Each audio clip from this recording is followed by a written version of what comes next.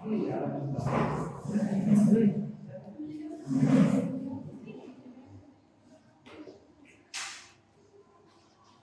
है हमारा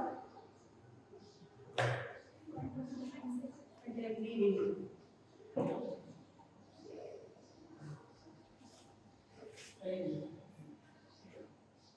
unit third chapter 4 आपने भी करा दिया है। हाँ चैप्टर 5 इकोनॉमिक इश्यूज थे ना यू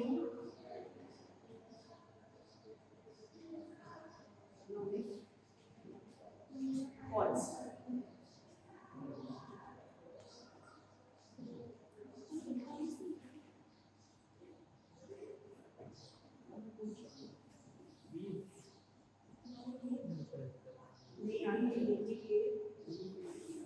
उद्देश्य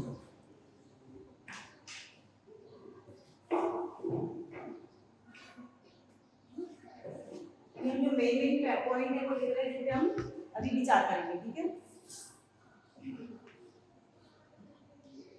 नई आर्थिक नीति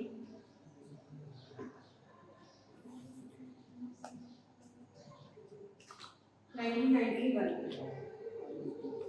की विशेषता।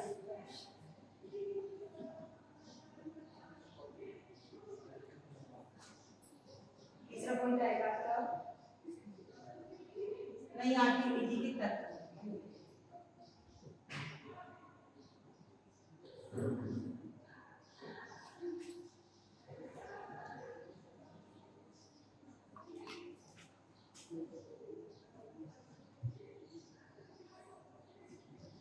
उदारीकरण,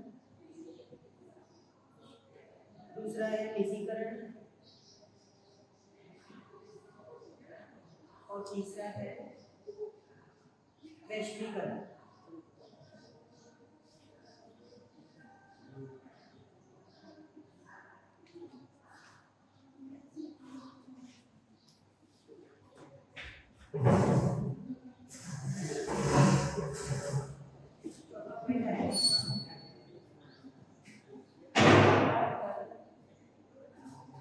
नीति में परिवर्तन।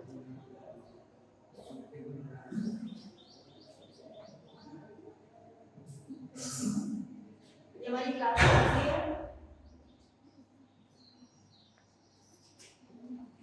कौन सी क्लास है?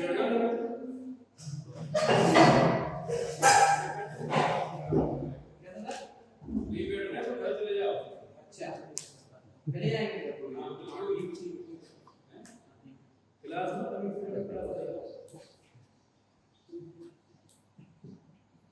What happened? Any problem?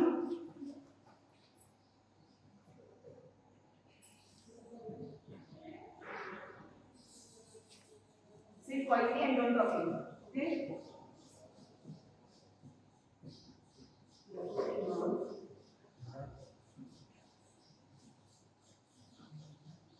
ये हेडिंग है, आप लोग अपनी नोट्स कर सकते हैं।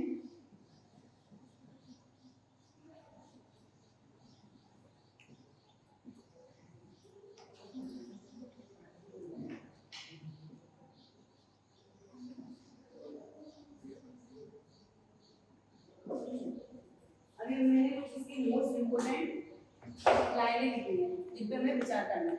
जैसे अभी हमारा टॉपिक का नाम क्या है? New economic policy NEP। अभी ये बताओ, इकोनॉमिक सभी जानते हैं। इकोनॉमिक मतलब क्या होता है? हमारी अर्थव्यवस्था, ठीक है, जिसपे पूरा बाजार चलता है और व्यापार चलता है।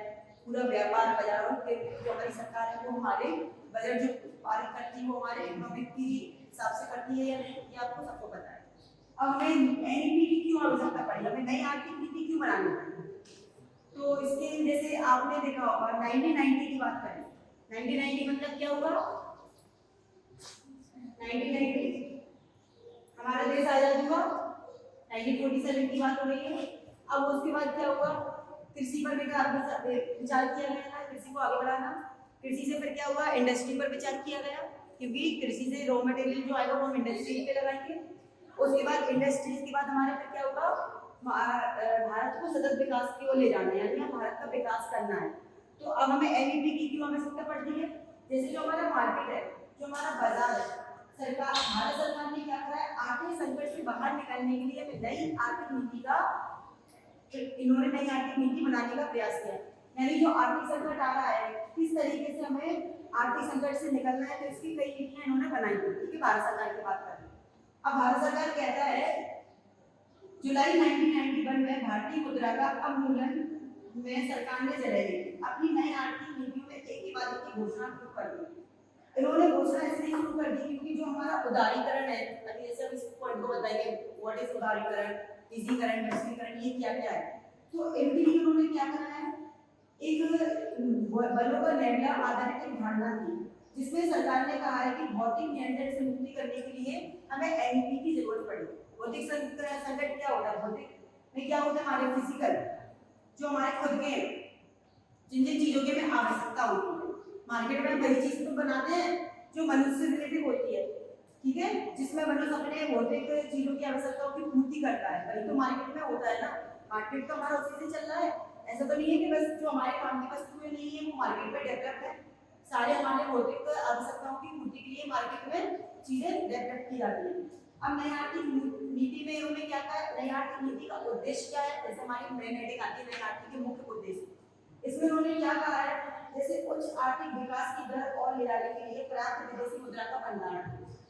हमने मार्केट में, जैसे आपने कोई रॉ मटेरियल बनाया, उसको हमने मार्केट में किया, ठीक है, हम माल क्यों बनाते हैं, हम खेती क्यों करते हैं, कृषि की हमें आवश्यकता क्यों होती है। एक तो चलो आपने कह दिया मैं भोजन प्राप्त कर लूँ, ठीक है, आपने भोजन भी कर लिया, और कुछ और बेनिफिट है, कृषि से क्या क्या फायदा होगा,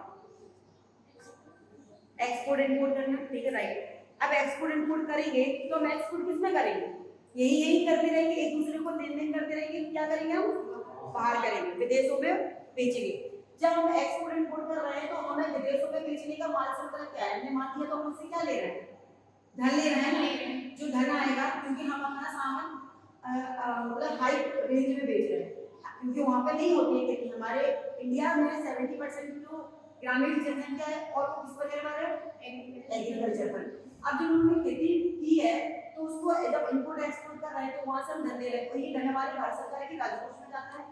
जैसे जब विपत्ति आती है या कोई परेशानी, तो इस धन को उसको निकाला जाता है लोगों की प्रॉब्लम को सॉल्व करने के लिए। जैसे अभी कभी बाढ़ आ जाए, जो हमारे हाथों में नहीं है, बाढ़ जो प्राकृतिक आपदा है जो हमारे हाथों में नहीं रहती, जब वो आती है तो इनको हम क्या करते हैं, काफी जनहानि की आवश्यकता, जनहानि होती है, काफी जो भोजन की कमी हो जाती है लोगों के रखते, तो इसलिए हम यही जो हमारा जो धन आता है जो हम विदेशों से लेते हैं, वही तो सरकार लोगों पर सरकार के लिए भलाई के लिए यूज करती है।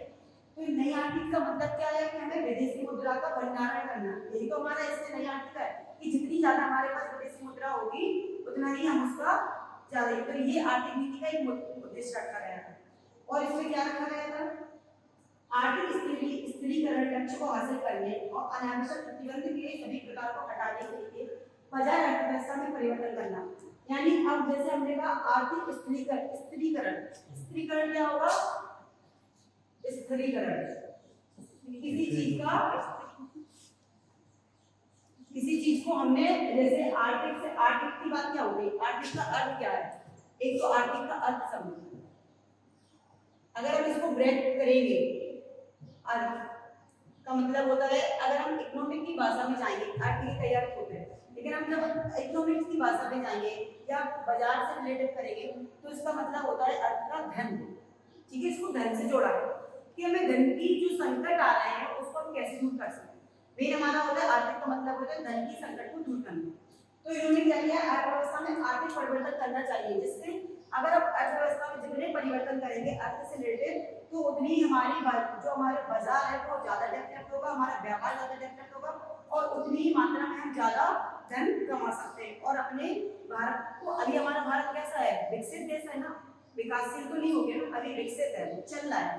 तो जब इसका विकास फिर धीरे धीरे क्या होगा, बढ़ता जाएगा, ठीक है। जितना ज्यादा हमारे भारत सरकार के पास धन होगा उतना ही भारत का विकास होगा, क्योंकि आपने देखा होगा विदेशों में धन की कमी नहीं, क्योंकि वो विकासशील देश है, ठीक है।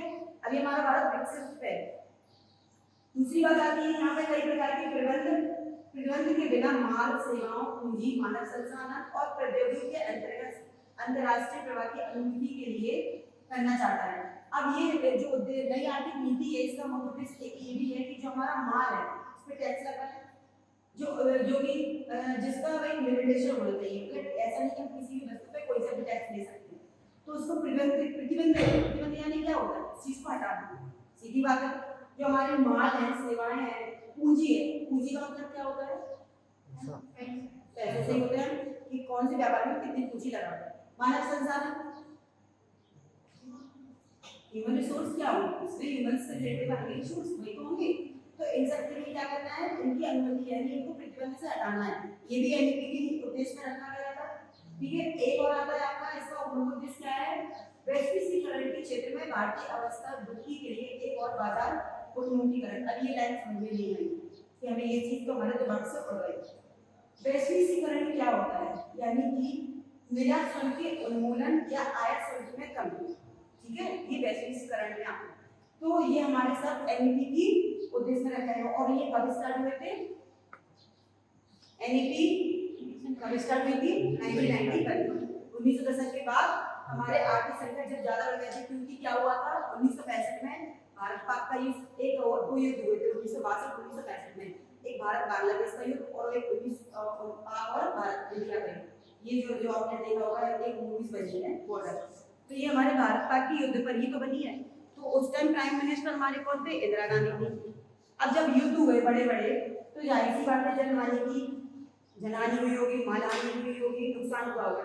उस टाइम गरीबी बढ़ गई। आपने अगर 5 ईयर प्लानिंग पढ़ी हो तो जो हमारी जो तीसरी क्या होता है 5 ईयर प्लानिंग क्यों बनी थी, ये भारत को विकसित करने के लिए। अब भारत क्योंकि जब देश आजाद हुआ तो भारत एक नॉर्मल चीज पर है, अभी उसको कुछ नहीं पता उसको कैसे हमें चलाना है। तो जो प्राइम मिनिस्टर थे उन्होंने सोचा मैं भारत को चलाने के लिए कुछ ऐसे 5 साल के कार्यक्रम स्टार्ट करने चाहिए जिनमें हम एक लक्ष्य रखेंगे, एक उद्देश्य रखेंगे कि हमें ये 5 साल तक ये सब काम करना है और हमारा कितना परसेंट इससे हमें मिल रहा है, कितना परसेंट नहीं मिल रहा है, किसमें कमी आ रही है, उस कमी को हम दूर करेंगे दूसरी 5 ईयर प्लानिंग में। तो ये इसलिए लक्ष्य रखे जाते हैं। जैसे हम घर चलाते हैं तो हम क्या करते हैं, एक बजट बनाते हैं। हमने एक डेटा क्लियर कर लिया, डेटा बनाया, डेटा में हम क्या इंक्लूड करते हैं, इतने पैसे हम इसमें खर्च करेंगे, इतने पैसे हम इसमें खर्च करेंगे, यहाँ पे इतना निकालेंगे और ये इतना हम अपने अकाउंट में जमा भी करेंगे। ये आप डेटा ही तो बनाते हो। तो ऐसी भारत सरकार जब देश चलाती है तो वो भी यही डेटा बनाती है जो बजट के रूप में पेश होता है। कहाँ कितने स्कूल ओपन करने हैं, कहाँ कितने स्कूल में कितने रुपए लगाने हैं, ये सब डेटा निकाला जाता है। भले स्कूल बने ना बने वो बात की बात है, पर ये जो बजट होता है वो इसी के लिए तो होता है, पालन अर्थव्यवस्था से रिलेटेड भी तो बजट हमारा पालन होता है ना। तो ऐसे ही इसलिए अर्थव्यवस्था के संकट को दूर करने के लिए हमें एनईपी की आवश्यकता पड़ी। ठीक है, इतना आ गया। अगर क्वेश्चन आता है तो अपने ऑनवर्ड्स में आप लिख सकते हो, उद्देश्य में लिख सकते हो। ठीक, नेक्स्ट आएगा आपकी नई आर्थिक नीति की विशेषता। इसकी क्या क्या विशेषता रहेगी, निजी क्षेत्र के प्रवेश, सार्वजनिक क्षेत्र की भूमिका केवल 4 उद्योगों तक ही सीमित है, बाकी उद्योग भी निजी क्षेत्र के लिए खोल दिए गए थे। अभी इससे पहले क्या था, जब एनईपी नहीं आई थी तो जो हमारे निजी क्षेत्र थे वो एक तरीके से क्लोज थे, ठीक है, ओपन ही नहीं थे, वो सार्वजनिक क्षेत्र के लिए भूमिका नहीं निभाते थे। तो इन्होंने क्या करा कि अब कोई भी निजी क्षेत्र में प्रवेश कर सकता है। निजी क्षेत्र क्या होता है, प्राइवेट सेक्टर क्या होगा, बताओ प्राइवेट सेक्टर क्या होता है। मैंने उसे बताया था public sector and private sector जो डिफाइन किया था पिछली क्लास में आर्टिकल।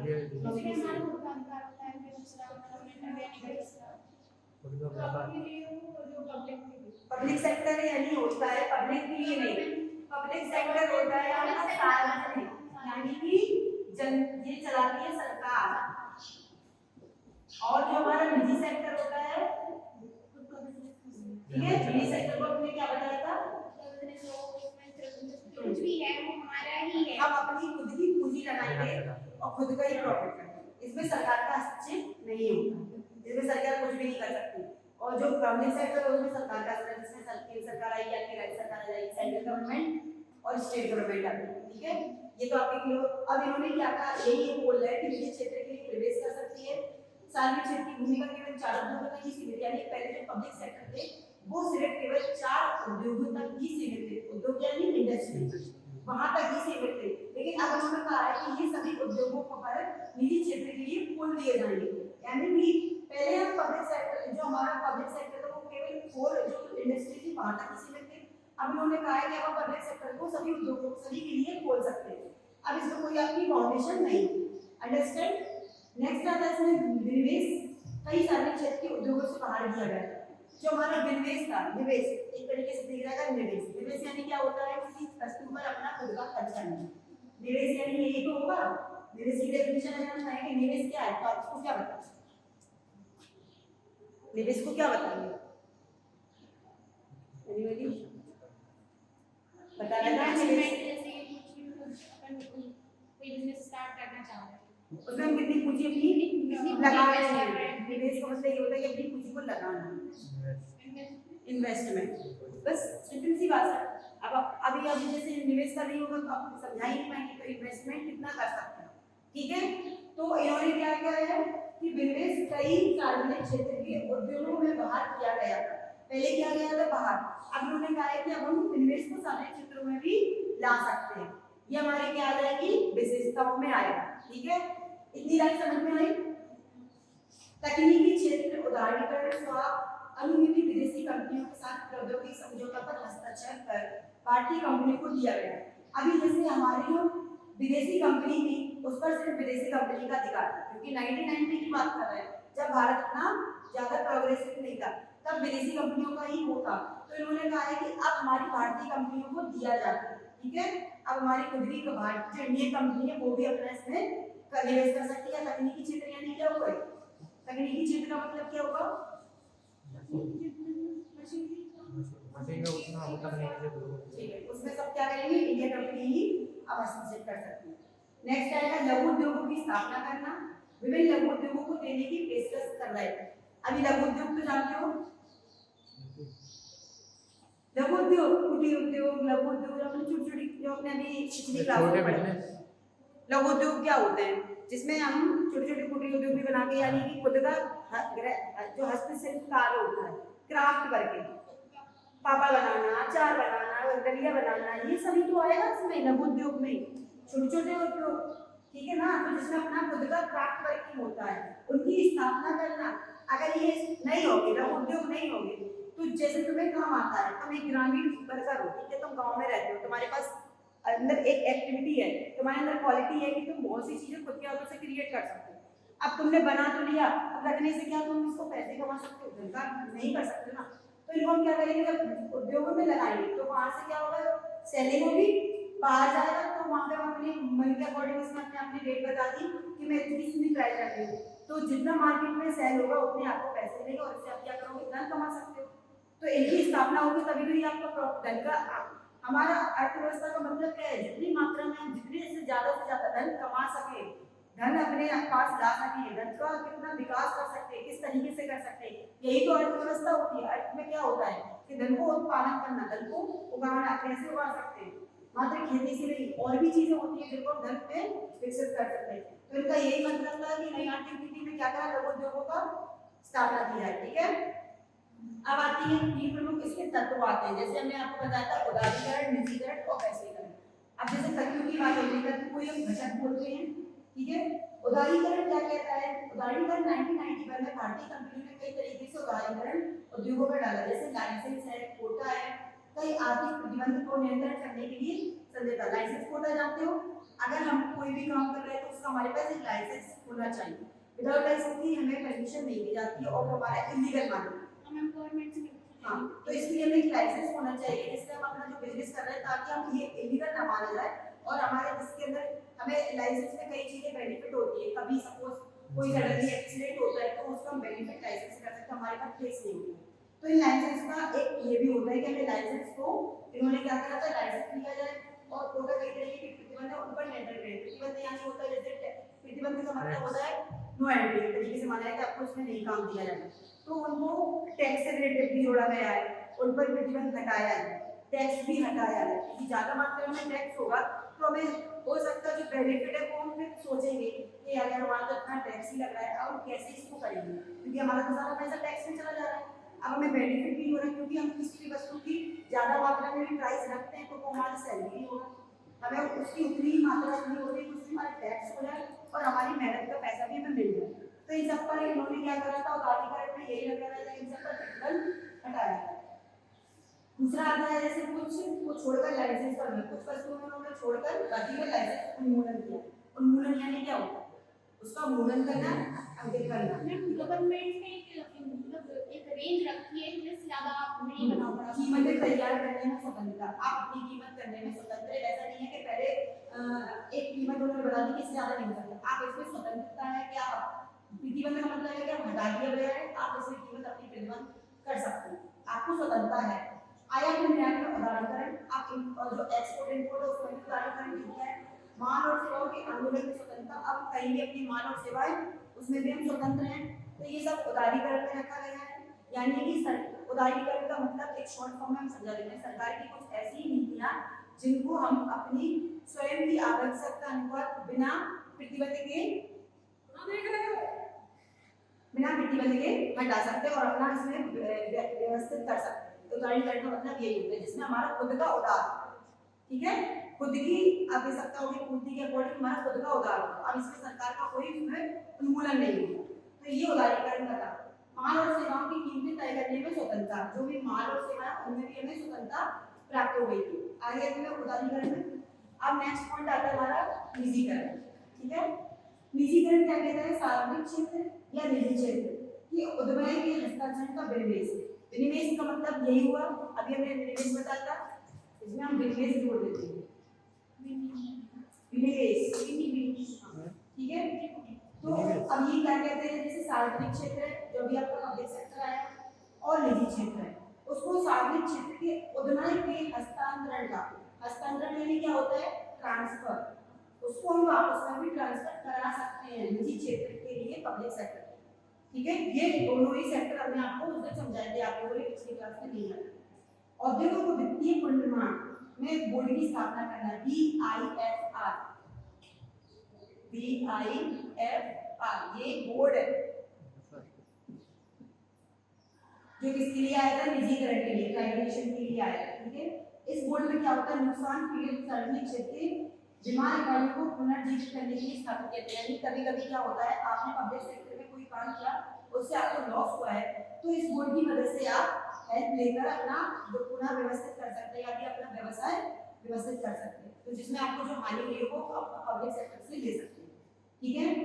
अब आता है आपका वैश्वीकरण, इसमें क्या होगा, इसके छोटे-छोटे बता देते हैं वैश्वीकरण का एक मतलब क्या होगा। उदारीकरण समझ में आया, निजीकरण आ गया, ये तो निजीकरण तो आ ही जाएगा। वैश्वीकरण क्या कहता है, आयात उदारीकरण और सरकार की पूंजीगत वस्तुओं के आयात से प्रतिबंध हटा दिया। मेन बात होती है प्रतिबंध हटाना। प्रतिबंध क्या कहते हैं, जैसे आयात उदारीकरण है और हमारा सरकार का पूंजीगत वस्तु है, सरकार हमारी जो वस्तु है पूंजीगत यानी जिसमें हमारी सरकार की पूंजी लगी, वही तो पूंजीगत वस्तु होगी ना, तो उसमें उन्होंने क्या है, आयात से, आयात यानी क्या होगा हमारा, आयात को क्या बोलेंगे, निर्यात यानी जाना, आयात यानी आना।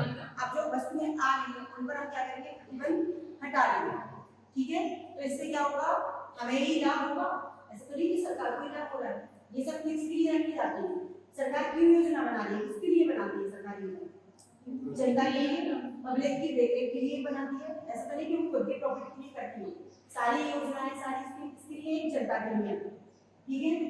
निर्यात शुल्क के उन्मूलन, आयात शुल्क में कमी, यानी कि जो हम आयात शुल्क है जो हम आ रहा है उसमें कमी होगी। अगर बाहरी माल जो आता है उसमें अगर ज्यादा मात्रा में टैक्स होगा तो सरकार क्या करेगी, मार्केट में महंगाई बढ़ाएगी, क्योंकि उसको भी तो टैक्स देना पड़ रहा है। अगर उसमें कमी होगी तो वो लोगों के लिए जो मांग होगी उसमें कमी रहेगी, मतलब जो सेल कर रहा है उसमें क्या होगा, अगर महंगाई होगी तो जनता उससे ज्यादा अधिक, जनता उसका ज्यादा उपयोग कर सकती है। उन्हीं लोगों को टैक्स ज्यादा देना पड़ेगा तो ऑब्वियसली वो लोग उसका रेट बढ़ा देंगे और वहीं से टैक्स कम मिलेगा तो कम मात्रा। जो विदेशी मुद्रा है, जैसे विदेशी जो मुद्रा है उसका विनिमय और विदेशी मुद्रा का प्रबंध अधिनियम है, इसमें क्या करके उन्होंने चेंज कर दिया गया था, जिससे कि जो विदेशी मुद्रा जो आएगी हम यहाँ से भेजेंगे तो हमारा तो टैक्स लगेगा ही, तो हम ज्यादा मात्रा में वहाँ पर माल भेजेंगे तो अपना तो टैक्स लगा लेंगे, लेकिन जो विदेशी मुद्रा है उसमें भी अगर हम टैक्स का उतना ही करेंगे तो इससे महंगाई का कम होगा और जनता के लिए इसका उपयोग ज्यादा बढ़ेगा। ये हो गया आपका। अब आता है व्यापार नीति में परिवर्तन। हमें व्यापार जो कर यानी क्या होता है टैक्स, उसमें हमें क्यों परिवर्तन करना पड़ा। जैसे आती है बढ़ती स्पर्धा। बढ़ती स्पर्धा का मतलब ये होता है नई नीति के बाद भारतीय कंपनियों के आंतरिक बाजार से बढ़ती स्पर्धा और बहुराष्ट्रीय कंपनियों में वित्तीय व्यवस्था का मतलब है जो सभी दौर वित्तीय स्पर्धा का सामना करना पड़ता है। इसको हम शॉर्ट फॉर्म में बता दें। जैसे मैं एक नेता हूँ, ठीक है, एक कंपनी में बाजार में अधिक से अधिक 38% हिस्सेदारी के साथ बाजार में बहुराष्ट्रीय कंपनी कौन सी हुई? बहुराष्ट्रीय कंपनी बताओ। बहुराष्ट्रीय इंडस्ट्री जो इंटरनेशनल में आ रही बड़ी बड़ी कंपनियां, हाँ, तो उनके साथ पार्टिसिपेट होकर वित्तीय स्पर्धा का मतलब क्या है? उन कंपनियों के साथ एक मतलब कंपटीशन करना या उनके साथ मिलकर काम करना, वित्तीय स्पर्धा, ठीक है। तो उनका क्या करना है, आप बजट जब मिलकर काम करेंगे तो उनको अपने रूल्स बताएंगे, वो अपने रूल्स बताएंगे। अब उन्होंने मिलकर काम किया तो बाजार में अपना नियंत्रण रखना उनका काम है कि हम आपके साथ काम तो कर रहे हैं लेकिन हमारे भी कुछ रूल्स होंगे या हमारी भी कुछ फाउंडेशन है जिस हिसाब से आप काम करेंगे। 30 मिनट्स में 2 पॉइंट रहेगा, ठीक है। तो ये बढ़ती स्पर्धा का मतलब बड़ी बड़ी कंपनियों के साथ अपना सामंजस्य बनाना या उनके साथ काम करना, सिंपल सी बात। कि अब दूसरा आता है अधिक ग्राहकों की मांग। अधिक ग्राहकों की मांग का मतलब है आर्थिक नीति से उद्योगों में और उत्पादन इकाई में एक परिमाण में उत्पादन की कमी आ गई, ठीक है, यानी जो हमारा उत्पादन उसमें कमी आ गई, यानी जो ग्राहक है वो कम हो गए क्योंकि व्यापार इतना नहीं हुआ था। अब जब व्यापार को बढ़ाएंगे उसमें नई नई स्कीम रखेंगे तो इससे क्या होगा, ग्राहकों की मांग होगी, जितनी ज्यादा मांग होगी ग्राहकों की उस हिसाब से हमारा उत्पादन बढ़ेगा, ठीक है। इतना समझ में आ गया। नेक्स्ट आता है तकनीक, तेजी से तकनीकी वातावरण बदलने की। हम जितनी तकनीकी चीजें लाएंगे, नई नई चीजें लाएंगे तो उस हिसाब से उसका क्या होगा, वातावरण बदलेगा। मार्केट में अगर नए नए प्रोडक्ट रख देते हैं तो लोग देखते हैं ये नई वस्तु आई है, क्यों ना इसको खरीदा जाए। एक ने खरीदा, दो ने खरीदा, जब उसने बताया भैया इस वस्तु से ऐसा फायदा होता है तो कहेगा अच्छा हम खरीद के देखते हैं। तो फिर क्या होता है, देखना कभी कभी नई वस्तुएं जल्दी से नहीं पड़ती हैं। अगर हम जितनी तकनीकी चीजों का यूज करेंगे उस हिसाब से वातावरण में उसका डेवलपमेंट होगा। अगर हम एग्जांपल देते हैं कॉलेज या स्कूल का, मान लो कॉलेज में अगर ये तकनीकी ना आती, ऑनलाइन क्लासेस ना चलती तो क्या बच्चे इंटरेस्ट लेते? नहीं आते। हम सिर्फ आए बच्चों को ना पढ़ाए, उसकी तकनीकी चीजें यही तो आती, तकनीकी नई जो डेवलपमेंट हो रही है उनको हम बाजार में रखेंगे, नई नई चीजों का यूज करेंगे तो उस हिसाब से क्या होगा, आर्थिक उत्पादन बढ़ेगा, ठीक है। इतना है समझ में। अब परिवर्तन के लिए आवश्यकता, जैसे ये तो नॉर्मल चीज है, परिवर्तन में अगर आवश्यकता रखी गई, मैंने इसमें आगे पॉइंट भी रखे हैं। परिवर्तन के लिए आवश्यकता क्यों पड़ी हमारी, क्योंकि व्यवसायिक उद्योगों में समय समय पर नीतियों का संचालन करना। हम परिवर्तन इसलिए रखते हैं कि हमने देखा, जैसे एक अगर हम बच्चे को पढ़ा रहे हैं, सपोज हम एक बच्चे के ऊपर एक एग्जांपल देते हैं, अगर हमने क्लास में आजकल देखा होगा हर क्लास में स्मार्ट क्लास चलने लगी, क्यों? इस तकनीक का क्यों यूज किया गया, रुचि बढ़ा, इंटरेस्ट होगा, बच्चा और अच्छे से पढ़ेगा। अगर हम वही बोलते हैं उसको किताब पढ़ा दिया, बेटा ABCD होते हैं, हमने उसको प्रेजेंटेशंस नहीं दिखाया, बच्चे को उसको रुचि के अकॉर्डिंग नहीं पढ़ाया, उसको एक्टिविटी नहीं पढ़ाई, तो बच्चा इंटरेस्ट नहीं लेगा, उसको क्या उगा पाएगा, यानी बोरिंग लगेगी।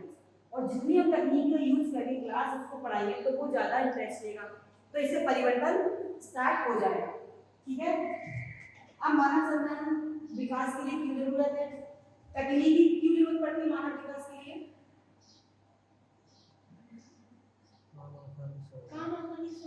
काम आसानी से और बाजार में उसके उत्पादन में तीव्रता बढ़े। जैसे अगर आपसे कहा कि उसको ऑनवर्ड्स में लिखो, मानव संसाधन के विकास के लिए कोई चीज बना रहे हैं तो उतने टाइम में हम एक बना पाएंगे, दो बना लेंगे, मशीनरी कहाँ तो अब एक और आता है स्किल डेवलपमेंट। स्किल जानते हो, जितना हम प्रशिक्षण देंगे मानव संसाधन का विकास उतना ही होगा, क्योंकि जब तक बच्चे को नहीं पता है कि हमारे अंदर क्या क्वालिटी है, उसको हम नहीं समझाएंगे, उसको नहीं बताएंगे स्किल उसके बारे में, तो वो कैसे डेवलप करेगा। तो इसके लिए हमें प्रशिक्षण की आवश्यकता होती है, उसके क्षमता कौशल को उजागर करना कि आपके अंदर ये स्किल है, आप इसके द्वारा ये कर सकते हैं, यानी कि उसके पहले हम उसको लाभ बताने होंगे। जब तक उसको उसका लाभ नहीं पता है तो वो उसको नहीं जानेगा। आपके अंदर क्या स्किल है ये आपको बताना पड़ेगा, पहले उसको समझाना पड़ेगा।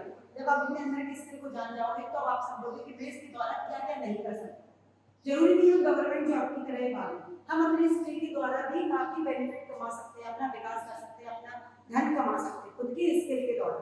ठीक है, तो अब सरकार क्यों ये योजना बना रही है? सरकार ने पीएमकेवाई जो आपकी प्रधानमंत्री कौशल विकास योजना है क्यों स्टार्ट की है? लोगों के जो अंदर की स्किल है उसको निकालकर खुद के व्यवसाय को स्टार्ट कर सकती है, क्योंकि सरकार कितनी नौकरी निकालेगी? जाहिर सी बात है एक टीचर में एक सब्जेक्ट के लिए 2 टीचर रख देगा, 4 तो रखेगा नहीं। तो अब टीचर की वैकेंसी इतनी हो जाएगी, किसी भी गवर्नमेंट को उतनी सीटें तो रहेगी, लेकिन आपके पास जो स्किल है उसके द्वारा भी तो व्यवसाय कर सकते हो। जब आप व्यवसाय बढ़ाओगे तो और फिर क्या होगा? इंडिया की प्रगति बढ़ेगी, धीरे विकास होगा और आपका भी विकास होगा। लास्ट साल हमारा सार्वजनिक क्षेत्र के लिए बजटीय समर्थन की कमी। अब हमारा सार्वजनिक जो क्षेत्र है, पब्लिक सेक्टर है, उसमें बजट क्या होता है? मैंने भी बताया था, जैसे हम घर पे मेंटेन करने के लिए बजट निकालते हैं, पेश करते हैं, तो सरकार भी क्या करती है? बजट निकालती है। जो हमारे 2 बजट होते हैं, एक दीर्घकालीन और एक शीतकालीन, निकलते हैं बजट। जब उसमें कमी कैसे आ जाती है? जब हमें घाटा होता है, हमारे जो राजस्व में जब घाटा होता है तो हमारे बजट में भी कमी आ जाती है। अब इन कमी को दूर करने के लिए हम उन चीजों पे नोटिस करेंगे कि किन चीजों से हमें घाटा हो रहा है, हम उन पे पहले इफेक्ट डालेंगे कि हमारा जो उत्पादन हो रहा है वो सही हो रहा है, कितनी परसेंट में हो रहा है, हमारा जो मार्केट में माल जा रहा है क्या वो उसका परसेंटेज हमें सही मिल रहा है। इन चीजों पे जब हम नजर डालेंगे तो हमारे जो सार्वजनिक क्षेत्र में बजट की समर्थन की कमी है वो दूर होगी। तो ये आपकी चैप्टर के थे न्यूक्लियर पॉलिसी के, ये चैप्टर आपका खत्म हो गया है। अब नेक्स्ट चैप्टर आपका आएगा राजनीतिक मुद्दे। नेक्स्ट क्लास में राजनीतिक मुद्दे पर हम चर्चा करेंगे, ठीक है।